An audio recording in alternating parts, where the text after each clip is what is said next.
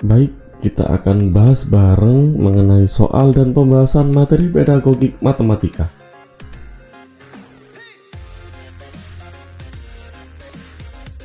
Soal nomor 1, suatu kompetensi dasar pada pembelajaran matematika kelas 11 adalah menganalisis sifat-sifat determinan dan inverse matriks berordo 2x2 dan 3x3.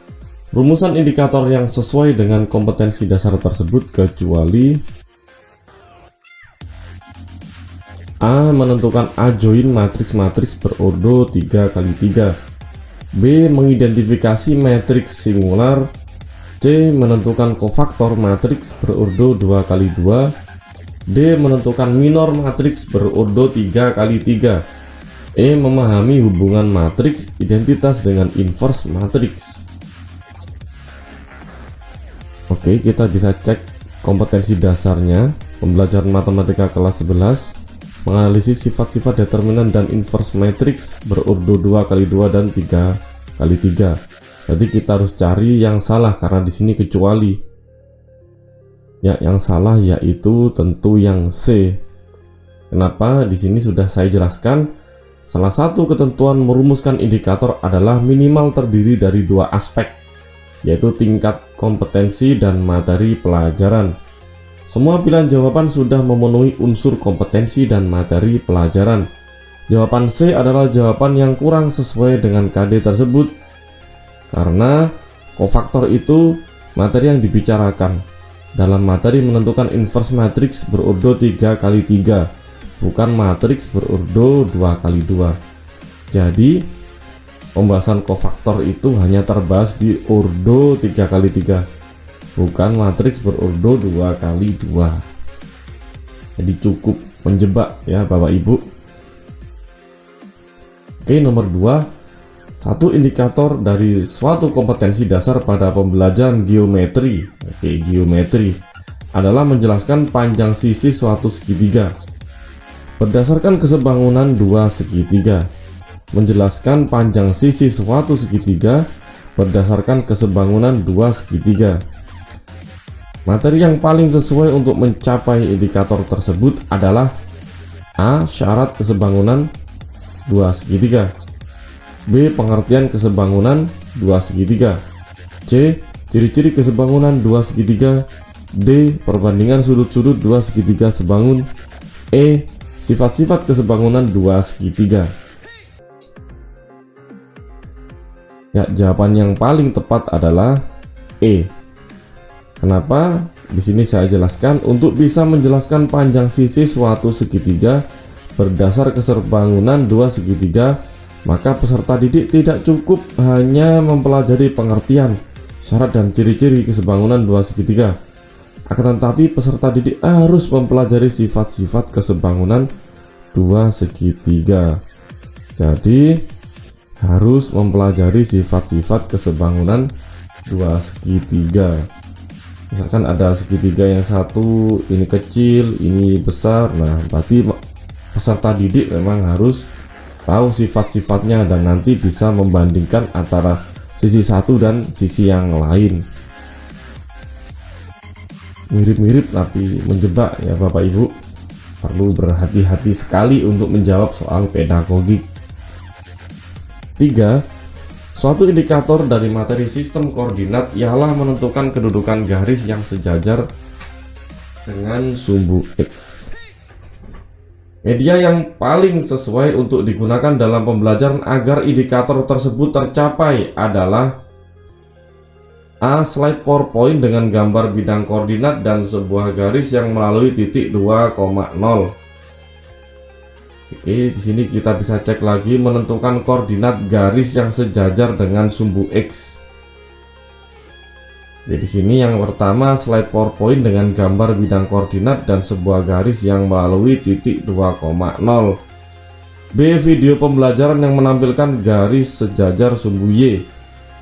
C. Papan dengan koordinat dengan paku sebagai titik-titiknya, serta sebuah benang dengan posisi tegak lurus terhadap sumbu Y. Lembar kerja terstruktur tentang tempat kedudukan titik pada bidang koordinat. Kertas manila yang terdapat gambar bidang koordinat serta sebuah garis yang melalui titik 0,5 dan 3,0. Oke, jawabannya berarti yang D. Sesuai dengan prinsip pembelajaran matematika berdasarkan kurikulum 2013 bahwa pembelajaran itu harus bisa membawa peserta didik dari diberitahu ke mencari tahu tentang sesuatu. Jawaban D adalah jawaban yang paling tepat karena dengan media tersebut peserta didik diharapkan bisa mencari tentang kedudukan garis yang sejajar dengan sumbu X. Jadi lembar kerja itu membuat peserta didik menjadi pembelajar mandiri. Tidak serta-merta kita kasih tahu begini-begini nurut, tapi kita harus buat agar peserta didik itu aktif. Oke.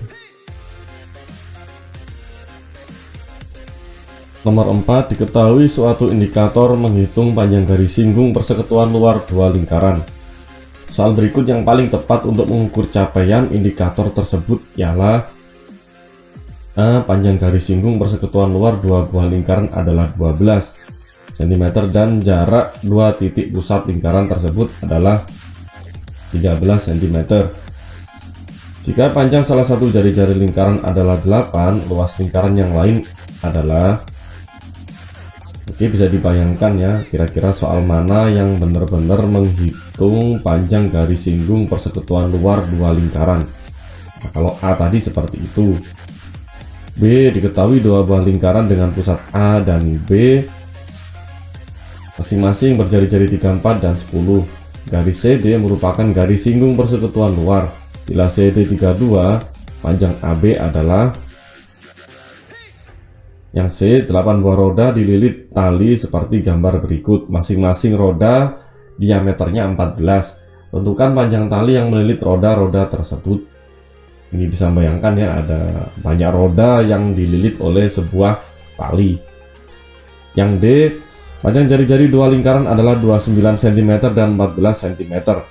Panjang garis singgung persekutuan luarnya 36 cm. Hitung jarak pusat kedua lingkarannya. Yang E, apakah yang dimaksud dengan garis singgung lingkaran luar dua lingkaran? Kira-kira mana yang paling cocok dengan indikator ini? Ya, tentu jawabannya adalah C. Untuk mengetahui suatu indikator itu sudah tercapai atau belum, maka peserta didik perlu diukur apakah sudah mencapai indikator tersebut atau belum. Salah satunya dengan tes tulis. Tes yang dibuat harus mengukur kompetensi yang diharapkan oleh indikator tersebut. Indikator soal tersebut adalah peserta didik dapat menghitung panjang garis singgung persekutuan luar dua lingkaran. Nah, soal yang implisit menghitung panjang garis singgung persekutuan luar dua lingkaran adalah soal C.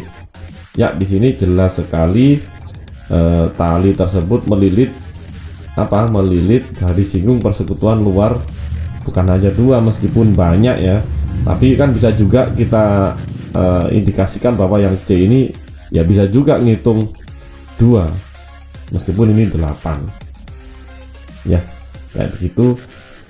Jadi bukan bermaksud mana yang ada soal yang ada garis singgung lingkarannya, tapi soal yang implisit sesuai dengan apa yang diminta oleh soal yang ada di sini. Ternyata jawabannya yang C.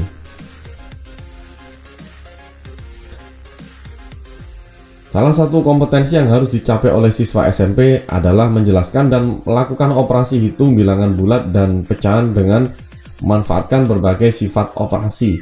Tujuan yang paling tepat dirumuskan adalah apakah A, dengan cara diskusi, siswa dapat menghitung hasil kali dua bilangan bulat menggunakan sifat pengurangan. Oke, kita kembali ke soal, apakah cocok? Menjelaskan dan melakukan operasi hitung bilangan bulat dan pecahan. Menjelaskan dan melakukan operasi hitung bilangan bulat dan pecahan. Oke, ini diingat-ingat, setelah dibaca diingat-ingat dalam otak, kemudian kita cocokkan dengan kalimat yang ada di sini.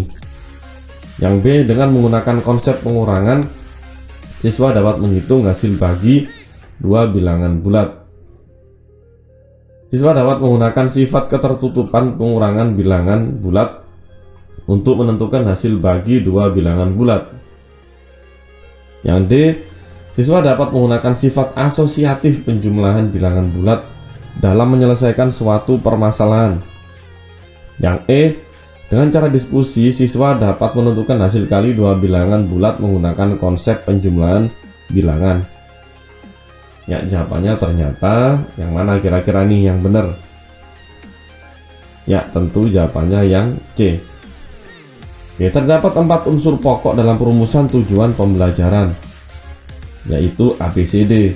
Ini tentu Bapak Ibu sudah sangat kenal, karena tiap hari sudah, bukan tiap hari tapi tiap tahun, tiap semester pasti bikin yang namanya RPP.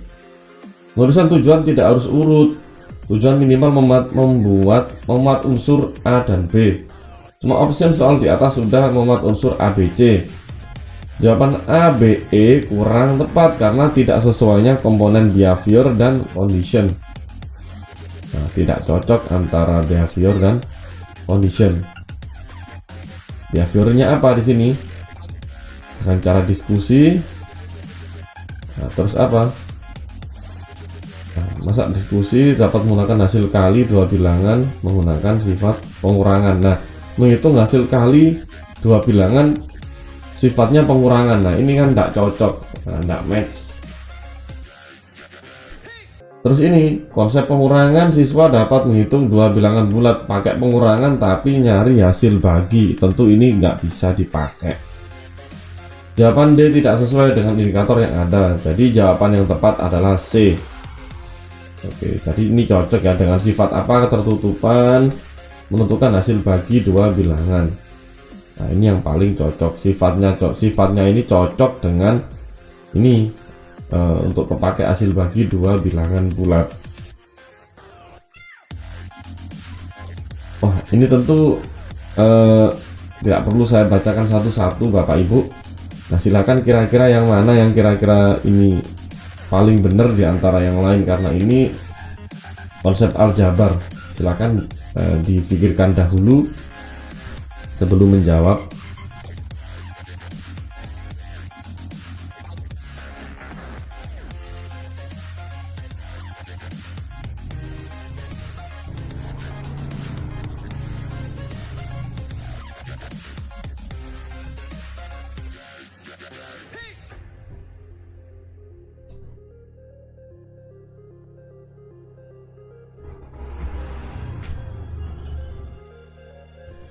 Ya, tentu nomor 6 untuk konsep aljabar menurut saya jawabannya yang C. Oke, sesuai dengan prinsip pembelajaran matematika bahwa pembelajaran hendaknya berbasis proses untuk penguatan ilmiah, yaitu urutannya adalah menginterpretasikan kalimat sehari-hari dalam bentuk matematika, mencontohkan bentuk aljabar, mendefinisi bentuk aljabar, menentukan ciri bentuk aljabar, mengklasifikasikan bentuk aljabar, dan menyelesaikan permasalahan. Nah, itu kan ini ya urutannya ini dulu. Menginterpretasi kalimat sehari-hari dalam bentuk matematika. Jadi ada kalimat gitu kan, misalkan Doni beli 2 kelereng, Rani beli 4 kelereng. Harganya berapa? Nah, ya. Kemudian Dina beli bukan kelereng sama kelereng, misalkan kelereng sama buku ya. Dani beli 2 kelereng, Dina beli 4 buku, Jihan beli 4 kelereng, si Ronald beli 8 buku. Nah, itu kita buat misalkan kalimat matematika X 2X plus 4Y 4X plus apalah, seperti itu. Kita interpretasikan kalimat sehari-hari dalam bentuk matematika, kemudian kita carikan contohnya, kemudian kita definisikan satu-satu dan menentukan ciri bentuk aljabar. Nah, kemudian mengklasifikasikan bentuk aljabar, kemudian kita selesaikan beberapa contoh permasalahan aljabar. Nah, gitu. Jadi ada urutan dalam mengajar aljabar. Meskipun Bapak Ibu guru sudah mungkin sering melakukan ya, tapi secara tidak sadar ternyata itu ada urut-urutannya seperti ini. Nomor 7, pada materi bunga, pertumbuhan dan peluruan terdapat pada urutan materi ialah X, kemudian bunga tunggal, kemudian Y, kemudian pertumbuhan, kemudian Z. Pengganti X, Y, Z secara berturut-turut untuk melengkapi urutan materi tersebut adalah, Bapak Ibu bisa baca dulu. Nah, ini diinget-inget materi matematika mengenai pertumbuhan dan peluruan terdapat tentang bunga. Kira-kira apa yang harus kita jelaskan dulu? X itu apa, Y itu apa, Z itu apa?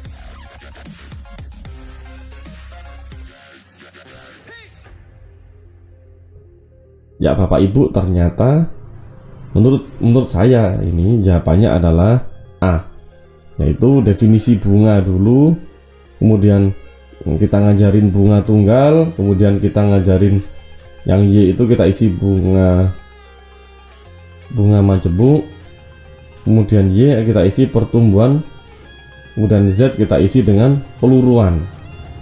Jadi bunga, definisi bunga tunggal, bunga majemuk, kemudian pertumbuhan, kemudian peluruan. Nah, itu menurut saya jawabannya itu A. Nah, silakan mungkin bisa dipikir-pikir dan bisa kita diskusi di kolom komentar Bapak Ibu untuk urutan materi ini jika saya salah. 8. Diketahui tujuan sebuah pembelajaran ialah melalui penugasan kelompok diharapkan siswa dapat menemukan volume kerucut. Media pembelajaran yang tepat untuk digunakan dalam pembelajaran tersebut ialah, ini ya, dapat menemukan volume kerucut. Apakah A, kartu masalah yang berisi permasalahan yang berkaitan dengan volume kerucut? B, tayangan PowerPoint yang berisi rumus volume kerucut dan soal? C, alat peraga berbentuk kerucut bola dan pasir? D, alat peraga berbentuk kerucut tabung dan pasir? E, alat peraga berbentuk kerucut balok dan pasir? Mana kira-kira yang paling cocok untuk menemukan volume kerucut?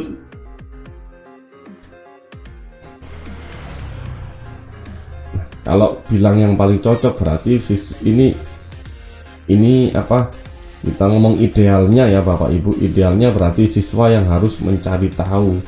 Jadi dari media itu siswa yang akan aktif. Tentu jawabannya adalah yang B. Karena tujuan pembelajaran ialah melalui penugasan kelompok. Jadi siswa aktif. Siswa dapat menemukan volume kerucut, maka media yang bisa digunakan adalah itu apa? Alat peraga bentuk kerucut, tabung dan pasir. Kayak gitu. Diharapkan apa nanti? Ternyata volume kerucut itu 1/3 dari volume tabung.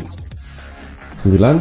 Pada saat memberikan kesempatan pada siswa untuk menanggapi pendapat siswa lain, maka tindakan guru yang paling tepat adalah, apakah A, memberikan siswa berpendapat sesuai keinginan? Nah, ada kata-kata gini, sesuai keinginan. Kalau kata-katanya itu ada unsur egoisme, ini bisa kita skip, ini jelas salah. B, meminta siswa lain untuk memperhatikan temannya yang berpendapat. Oke, ini ada ngomong memberikan kesempatan pada siswa untuk menanggapi. C, memperhatikan pendapat yang diungkapkan. D, memberikan arahan jika pendapatnya kurang benar. E, jawaban A, B, C, D benar. Nah, kebanyakan pada soal pilihan ganda, jawaban-jawaban seperti ini adalah yang dipilih. Cuma ketika di sini ada kata yang jelas-jelas salah, kalimat yang jelas-jelas salah, pilihan yang jelas-jelas salah, ini jelas nggak mungkin bener. Tadi tinggal B, C, D.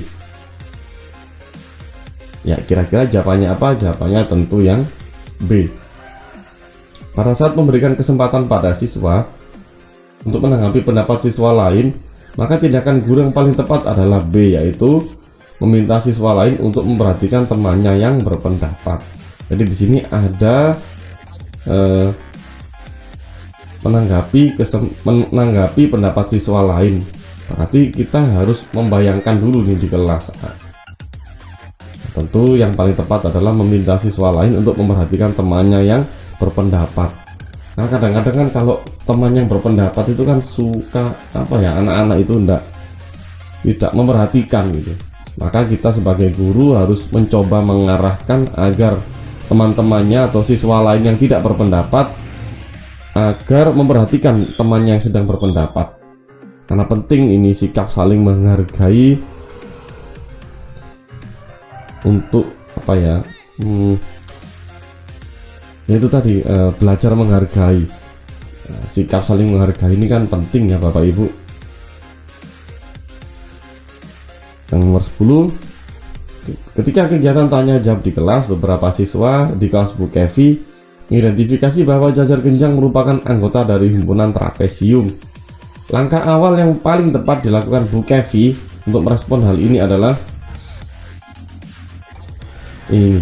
Ternyata mereka mengatakan jajar genjang adalah anggota dari himpunan trapesium. Nah, ini kita harus bayangkan dulu, apakah jajar genjang itu memang benar-benar bagian dari trapesium. Jajar genjang itu bentuknya seperti itu, trapesium seperti itu. Nah, ini guru harus meresponnya dengan benar. Oke, kita lihat A. Bertanya pada siswa apa syarat keanggotaan suatu himpunan. B. Bertanya kepada siswa mengapa bukan trapesium yang merupakan anggota dari jajar genjang.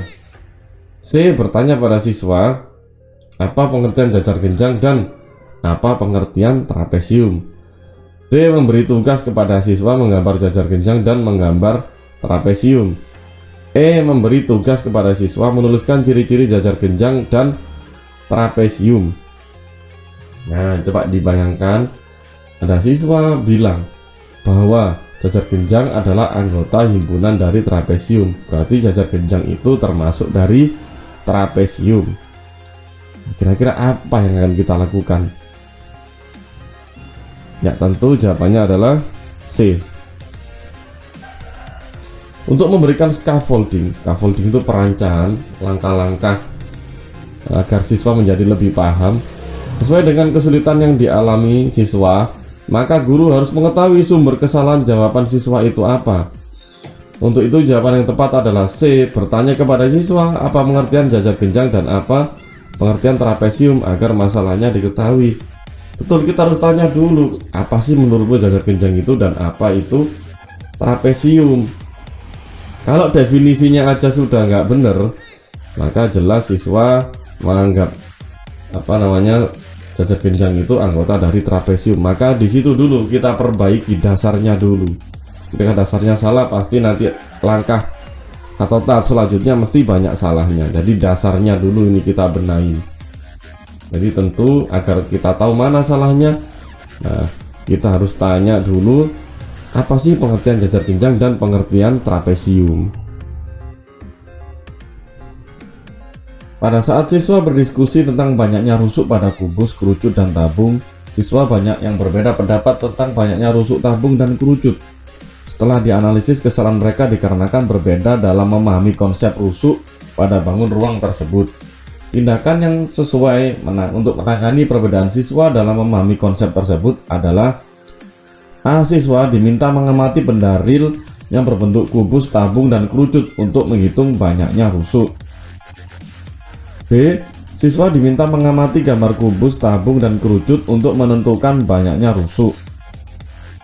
C. Siswa diminta mengamati alat peraga dan gambar yang berbentuk kubus, tabung, dan kerucut untuk memikirkan apa yang dinamakan rusuk.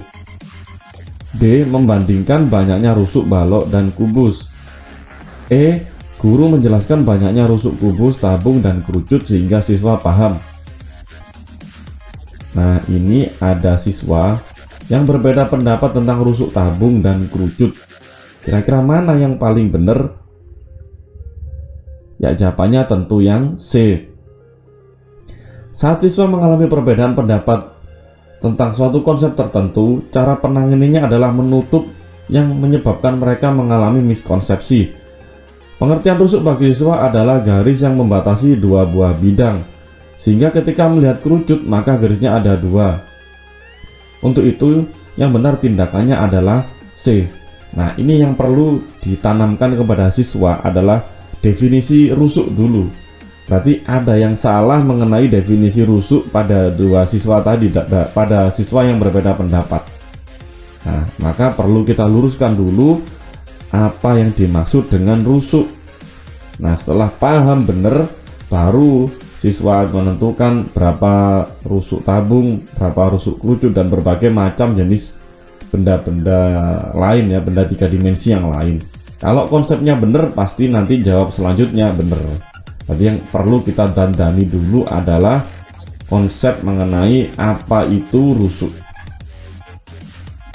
Oke, kalau tiba-tiba kita bilang A untuk menghitung banyaknya rusuk, ya tentu ya ini mungkin mendekati bener lah, tapi mereka kan belum ngerti ya. Kesalahan mereka itu berada pada konsep rusuk itu sendiri. Maka ya memang sih ini mendekati bener, tapi yang perlu kita luruskan adalah apa yang dinamakan rusuk itu, konsep rusuk itu sendiri. Nah, itu yang harus kita benerin pada siswa. 12 kegiatan-kegiatan pembelajaran berikut ini yang dapat memotivasi siswa untuk berprestasi sesuai dengan materi yang sedang dipelajari. Ingat ya, berprestasi pada materi yang sedang dipelajari, bukan untuk juara KSN atau juara nasional, bukan, tapi untuk bisa memahami materi yang dipelajari. A. Memberikan reward bagi yang berprestasi. B. Menjelaskan cara belajar agar berprestasi. C. Memberikan hukuman bagi yang tidak berprestasi. D. Memberitahukan manfaat materi yang baru dipelajari. E. Menjelaskan materi dan memberi contoh-contoh soal yang banyak. Nah, kira-kira siswa ini, bagi siswa mana yang kira-kira bisa digunakan untuk memotivasi siswa berprestasi pada materi ajar? Yang mana kira-kira? Ya tentu yang D.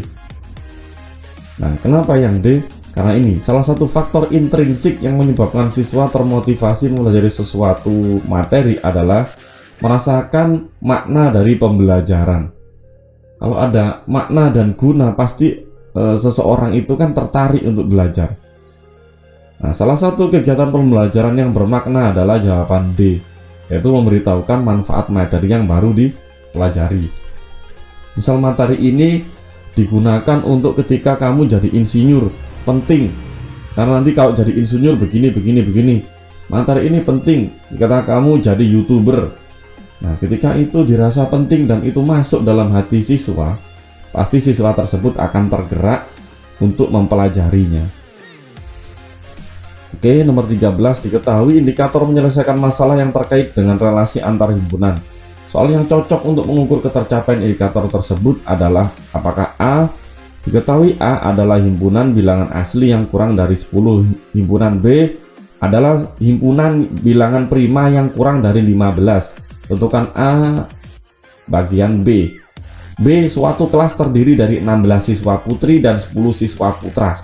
Jika diketahui 20 siswa senang bermain bola voli dan 6 siswa senang berenang, 5 orang siswa senang bermain voli dan renang. Berapa banyaknya siswa yang tidak senang bermain voli maupun renang? C. Diketahui A adalah himpunan bilangan real yang lebih dari 1 dan kurang dari 10. Himpunan B adalah himpunan 4 bilangan prima yang pertama. Tentukan A AUB gitu aja ya. D. Suatu kelas terdiri dari 16 siswa putri dan 10 siswa putra. Jika diketahui 10 siswa senang bermain bola voli dan 15 siswa senang berenang, 5 orang siswa tidak senang bermain voli dan renang. Gambarkan diagram Venn yang menggambarkan hubungan himpunan siswa yang senang dan juga tidak senang bermain voli maupun renang. Atau E. Diketahui A adalah himpunan bilangan real yang lebih dari 3 dan kurang dari 10. Tentukan banyaknya anggota A. Di sini adalah menyelesaikan masalah yang terkait dengan relasi antar himpunan. Berarti harus ada masalah dan diselesaikan. Kira-kira soal mana yang menunjukkan menyelesaikan masalah terkait dengan relasi antar himpunan? Ya tentu jawabannya yang D. Nah, ini ada masalah kan di sini. Nah, ini terus dengan diagram Venn kita bisa menunjukkan bahwa berapa yang siswa yang senang dan juga tidak senang bermain voli maupun renang. Nah, di sini langsung kelihatan kalau kita bikin diagram Venn itu. Sekali lihat tanpa membaca narasi seperti ini, sekali lihat, oh ini yang suka renang, oh yang ini yang suka voli, ini suka renang dan voli, ini suka renang tapi nggak suka voli, nah seperti itu. Nah, dengan diagram Venn itu kita bisa menggambarkan. Nah, relasi antar himpunan menggambarkan posisi himpunan itu sama, saling asing, berpotongan, atau yang satu merupakan bagian yang lain. Jawaban selain D menanyakan kardinalitas himpunan atau hasil operasi antar himpunan. Jadi jawaban yang benar adalah D. Jadi selain yang lainnya salah, D itu juga menyelesaikan masalah. Jadi gitu. Jadi kita harus benar-benar teliti dan fokus pada soal-soal yang diberikan. 14 dari soal-soal di bawah ini, manakah yang merupakan soal yang bermakna untuk mengukur penerapan konsep persegi panjang? Ini ada kata-kata makna. A. Mengapa persegi panjang adalah sebuah jajar genjang? B. Apakah persegi panjang adalah persegi? C. Dari contoh-contoh bangun datar berikut, manakah yang merupakan persegi panjang? Berikan alasan secukupnya.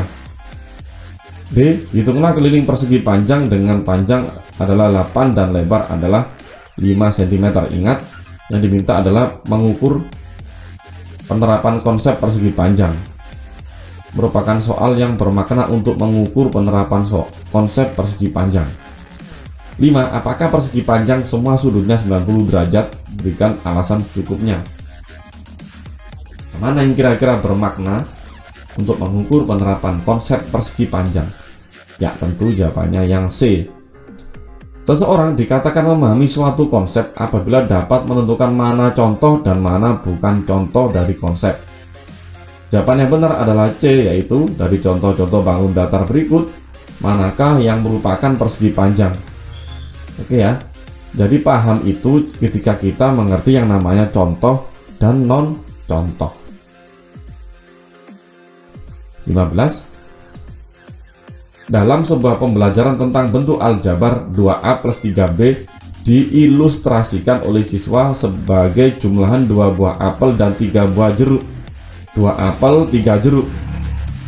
Ya, kadang-kadang kalau 2A tambah 3B masih ada kan siswa kita itu yang jawab jadi 5AB atau apa gitu, aneh-aneh lah.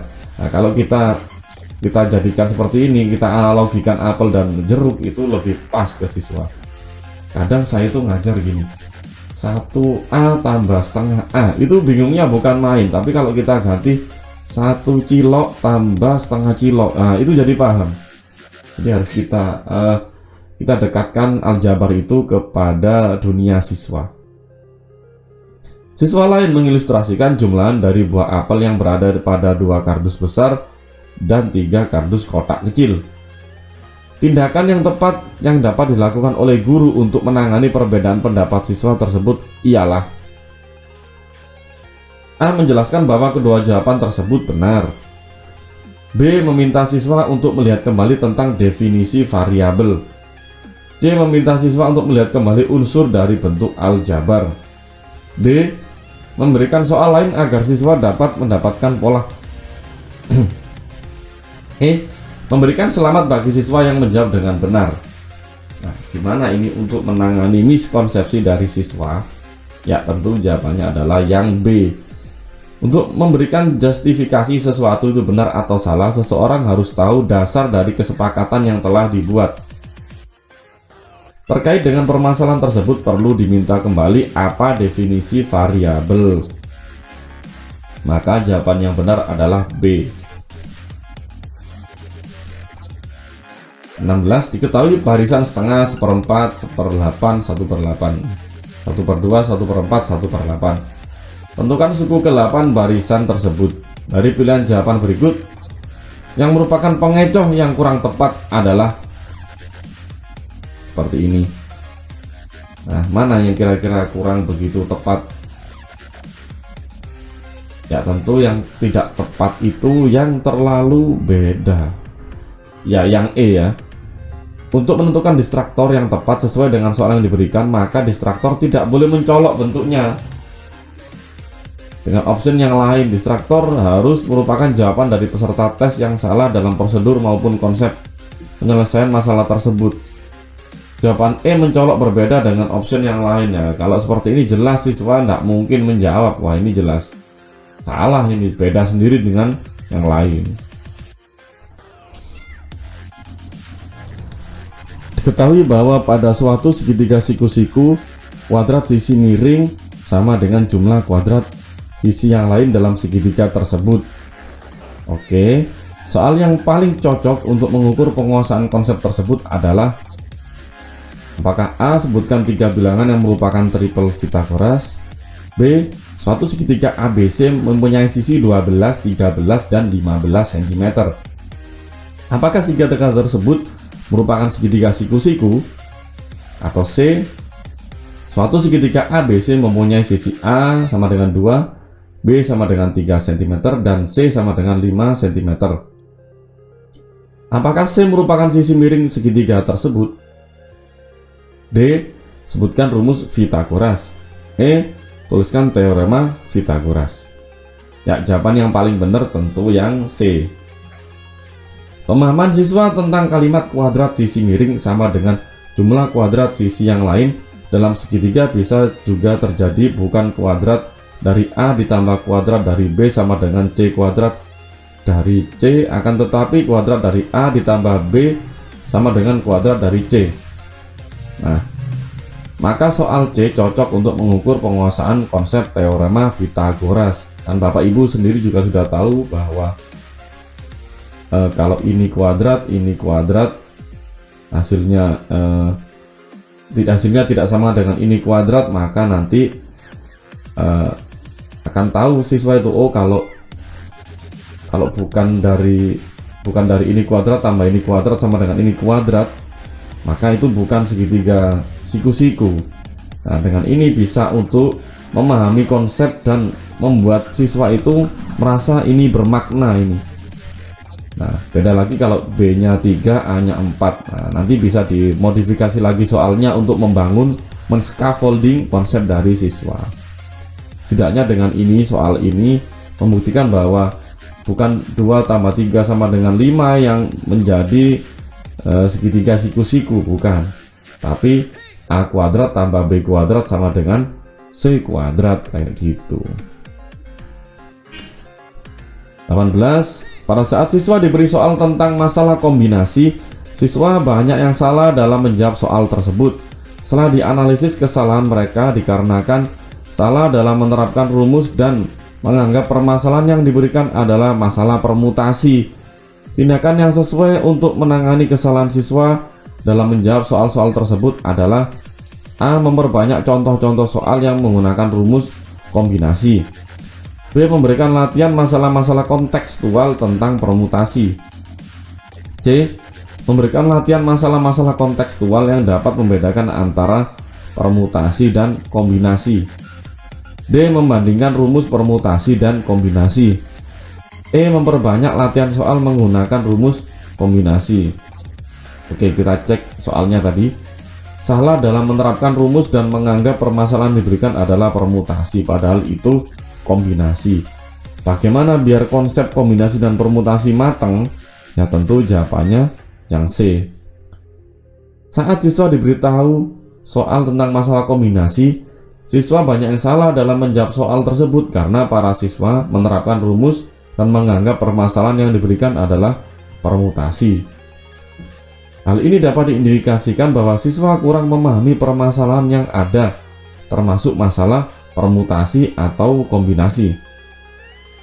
Nah, untuk itu tindakan yang sesuai untuk menangani kesalahan siswa adalah C. Memberikan latihan masalah kontekstual yang dapat membedakan permutasi dan kombinasi. Jadi kita kasih soal-soal yang kontekstual atau sesuai dengan kehidupan mereka. Nah, ketika ini kita berikan, kita latihkan, maka saya yakin lama-lama siswa itu akan mengerti beda dari permutasi dan beda dari namanya kombinasi. Sekarang kita ke PTK. Dalam sebuah kelas, mayoritas siswa kurang aktif mengikuti pembelajaran, sehingga siswa terlihat sering mengantuk ketika mengikuti pembelajaran. Di antara tujuan PTK berikut yang sesuai dengan permasalahan ialah A. Meningkatkan keaktifan siswa melalui pendekatan pembelajaran matematika realistis. B. Membandingkan keaktifan siswa sebelum dan sesudah penerapan pendekatan pembelajaran matematika realistik. C. Mengembangkan perangkat pembelajaran dengan menggunakan pendekatan pembelajaran matematika realistik. D. Mendeskripsikan faktor-faktor yang mempengaruhi keaktifan siswa dalam pembelajaran. E. Mendeskripsikan faktor-faktor yang mempengaruhi rendahnya prestasi belajar matematika. Ya, jawabannya kira-kira yang mana? Tentu yang A. Penelitian tindakan kelas bertujuan untuk memperbaiki proses pembelajaran. Kalau dalam pembelajaran mayoritas siswa kurang aktif, maka PTK itu dilakukan dengan tujuan melakukan pembelajaran yang bisa meningkatkan keaktifan siswa. Untuk itu jawaban yang tepat adalah jawaban A. Meningkatkan keaktifan siswa melalui pendekatan pembelajaran matematika realistik. Nah ini ya, jadi kan karena nggak aktif mereka sering ngantuk, maka coba ini matematikanya direalkan dalam kehidupan nyata. Baik, diketahui judul PTK penerapan problem posing untuk meningkatkan kemampuan berpikir kritis siswa kelas 7A SMPN 1 Salatiga. 1. Berpikir kritis. 2. Problem based learning. 3. Pengajuan masalah. 4. Pembelajaran matematika. Dari poin materi tersebut yang harus dibahas dalam kajian pustaka adalah yang mana kira-kira dari 4 pilihan ini? Ya, tentu jawabannya yang D. Kajian pustaka berfungsi untuk memberikan landasan teori terkait dengan materi topik penelitian yang akan dilakukan. Terkait judul tersebut pada kajian pustaka sekurang-kurangnya membahas tentang berpikir kritis dan pengajuan masalah atau problem posing. Di sini jelas dia minta apa? Problem posing dan kemampuan berpikir kritis. Maka yang diminta inilah yang dibahas di kajian pustaka kayak begitu. Baik, itu saja yang bisa kami sampaikan. Semoga bermanfaat, tetap semangat. Semoga lulus pretest tahun ini.